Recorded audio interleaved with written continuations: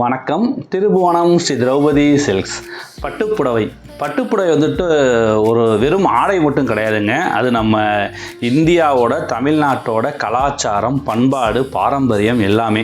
அதாவது இந்தியாவில் சிந்து சமவெளி நாகரிகத்திலேருந்தே இந்த பட்டுப்புடவை இருந்ததாக சொல்கிறாங்க. குறிப்பாக பார்த்தீங்கன்னா 9 to 13ஆம் நூற்றாண்டில் சோழர் ஆட்சி காலத்தில் ரொம்ப சிறந்து விளங்கினது இந்த பட்டு தொழில். நமக்கு வந்துட்டு அதாவது நமக்கு நினைவு தெரிந்ததுலேருந்து நாங்கள், எங்களுடைய அப்பா, எனக்கு தெரிஞ்ச ஒரு 2-3 தலைமுறை எல்லாமே நாங்கள் ஃபுல்லாகவே பட்டு தொழில் மட்டும்தாங்க. வாங்க இன்றைக்கி ஒரு அருமையான பட்டுப்புடவை பார்ப்போம். ரொம்ப அழகான ரெட்டப்பெட்டு பார்டரில் ஒரு 100% பியூர் சில்க் மார்க்கோட ஒரு சூப்பரான கலர் காம்பினேஷனில் டிஃப்ரெண்ட்டான பட்டுப்புடவைங்க. இது நம்ம திருபுவனம் பட்டுப்புடவை. ஒரு அழகான ரெட்டப்பெட்டு பார்டரு.